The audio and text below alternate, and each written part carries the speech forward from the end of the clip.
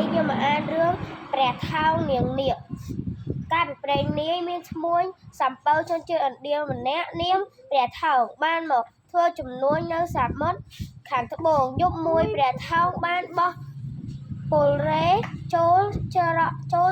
តសម្រាប់នៅកោះមួយកោះនេះជាកន្លែងនាង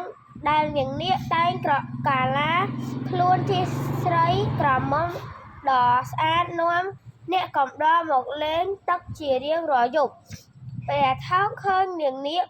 ក៏កើតក្តីស្រឡាញ់អ្នកទាំងពីរមានទឹកចិត្តស្នេហាគ្នាទៅវិញទៅមកស្ដេចនាគទ្រង់ជ្រាប